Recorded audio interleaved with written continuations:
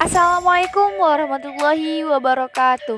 Halo Sobat Fisika, di sini saya akan menjelaskan materi tentang gelombang cahaya.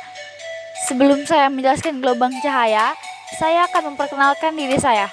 Perkenalkan, nama saya Nazwa Oktavia Pasha dari kelas 11 IPA 4. Saya sekolah di SMA Negeri 1 Jawilan. Nah, tujuan pembelajaran dari gelombang cahaya ini yang pertama, peserta didik mampu menjelaskan gelombang cahaya dengan benar dan tepat. Yang kedua, peserta didik mampu menjelaskan perbedaan dispersi dan interferensi dengan tepat melalui gambar pada PowerPoint. Yang ketiga, melalui percobaan LKPD, peserta didik dapat memahami difraksi sebagai sifat gelombang cahaya. Dan yang terakhir, peserta didik mampu menjelaskan minimal dua konsep sifat gelombang cahaya dengan benar dan tepat. Nah, ada yang tahu gelombang cahaya itu apa? Oke, mari kita simak. Gelombang cahaya merupakan gelombang transversal yang arah rambatnya tegak lurus dengan arah getarannya. Gelombang cahaya dapat dipantulkan jika mengenai sebuah bidang, baik rata ataupun tidak. Gelombang cahaya dapat diteruskan melalui medium gas, air, ataupun padat. Sifat gelombang cahaya. Yang pertama, dapat mengalami pemantulan atau refleksi. Yang kedua, dapat mengalami pembiasan atau refraksi. Yang ketiga, dapat mengalami pelanturan atau difraksi. Yang keempat, dapat dijumlahkan atau interferensi. Yang kelima, dapat diuraikan atau dispersi. Dan yang terakhir, dapat diserap arah getarnya atau polarisasi. Gelombang cahaya yang pertama, pemantulan cahaya atau refleksi, yaitu proses perubahan arah rambat cahaya ke sisi medium asalnya setelah menumbuk suatu bidang pantul. Ini contoh gambarnya.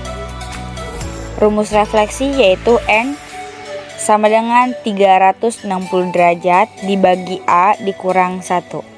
Jenis-jenis pemantulan. Yang pertama, pemantulan teratur, yaitu berkas-berkas sinar sejajar dipantulkan sejajar juga. Banyak sinar pantul yang mengenai mata pengamat sehingga benda tampak bersinar terang terjadi pada benda-benda yang permukaannya halus seperti kaca, baja, dan aluminium. Dan ini contoh pemantulan teratur. Yang kedua yaitu pemantulan baur atau difus, yaitu berkas sinar-sinar sejajar dipantulkan ke segala arah. Hanya sedikit sinar pantul yang mengenai mata pengamat sehingga benda tampak suram terjadi pada benda yang mempunyai permukaan kadar atau tidak rata. Ini contoh dari pemantulan baur atau difus.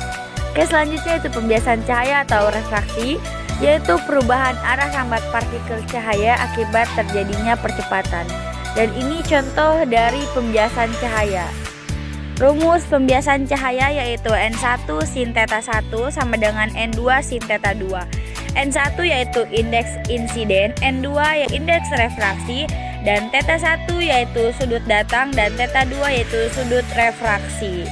Yang ketiga yaitu pelenturan cahaya atau difraksi, di mana difraksi atau pelenturan cahaya adalah keadaan yang terjadi ketika cahaya merambat dan menembus celah atau penghalang. Dan ini contoh dari pelenturan cahaya atau difraksi. Rumus pelenturan cahaya atau bisa juga disebut dengan difraksi celah tunggal sempit. Yang pertama itu pola gelap, yaitu N dikali sin θ sama dengan N lambda. Untuk pola terangnya itu D dikali sin θ sama dengan N ditambah setengah dikali lambda. Atau bisa juga sin θ sama dengan P dibagi L. Difraksi kisi, yaitu terjadi jika cahaya banyak melalui celah sempit terpisah sejajar satu sama lain dengan jarak konstan. Celah semacam ini bisa juga disebut dengan kisi difraksi atau sering disebut juga dengan kisi. Dan ini gambar difraksi kisi. Untuk rumus difraksi celah tunggal atau difraksi kisi yaitu D dikali sin θ sama dengan N dikali lambda atau D dikali P dibagi L sama dengan N dikali lambda. Oke, yang keempat yaitu interferensi cahaya. Interferensi cahaya adalah perpaduan dua atau lebih sumber cahaya sehingga menghasilkan keadaan yang lebih terang atau interferensi maksimum, dan keadaan yang gelap yaitu interferensi minimum. Dan ini contoh dari interferensi celah ganda Young. Untuk rumus interferensi pola terang yaitu D dikali sin theta sama dengan M dikali lambda, atau D dikali P dibagi L sama dengan M dikali lambda. Untuk rumus pola gelap yaitu D dikali sin theta sama dengan M dikurang setengah dikali lambda, atau D dikali P dibagi L sama dengan M dikurang setengah dikali lambda. Dan ini gambar dari interferensi pada lapisan tipis. Untuk rumus interferensi cahaya pada lapisan tipis, yang pertama untuk pola terangnya yaitu 2ND cos R sama dengan M ditambah setengah dikali lambda. Untuk pola gelapnya yaitu 2ND cos R sama dengan M dikali lambda. Yang kelima yaitu dispersi. Dispersi merupakan pemisahan cahaya tampak menjadi cahaya dengan warna berbeda.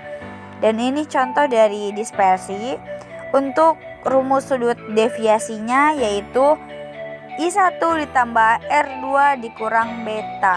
Yang terakhir yaitu polarisasi cahaya. Polarisasi cahaya adalah keadaan di mana intensitas cahaya berkurang karena sifat cahaya yang tegak lurus dengan arah rambatannya. Dan ini contoh dari polarisasi cahaya. Rumus polarisasi cahaya yaitu I2 sama dengan I1 cos kuadrat theta sama dengan setengah I0 cos kuadrat theta. Atau juga bisa I2 sama dengan setengah I0 dikali cos 30 derajat kuadrat sama dengan setengah I0 dikali setengah akar 3 dikuadratkan sama dengan 3/8 I0. Oke, selanjutnya yaitu contoh soal, yaitu lapisan tipis gelembung sabun memiliki indeks bias 4/3 disinari cahaya dengan arah tegak lurus pada lapisannya. Jika panjang gelombang 6000 A, tebal minimum lapisan gelembung sabun itu agar terjadi interferensi konstruksi pertama agar M sama dengan 0 adalah. Oke, pembahasan.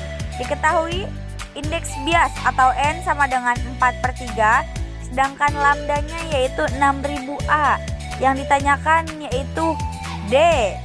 Oke, jawab. 2ND cos R sama dengan M ditambah 1/2 dikali lambda. 2ND cos 0 derajat sama dengan 0 ditambah setengah dikali lambda. 2 dikali N, N-nya 4/3, kita masukkan 4/3 dikali D dikali 1 sama dengan setengah dikali lambda. 2 dikali 4/3 yaitu 8/3 dikali D sama dengan setengah dikali 6000 karena lambdanya itu 6000. Untuk menemukan D, maka 8/3 pindah ruas ke sebelah kanan, jadinya D sama dengan 9000 dibagi 8. Maka D sama dengan 1125 A. Mungkin itu saja penjelasan dari saya. Semoga bisa difahami. Jika ada salah kata dari saya ataupun salah penjelasan dari saya, mohon dimaafkan. Terima kasih sudah menonton. Wassalamualaikum warahmatullahi wabarakatuh.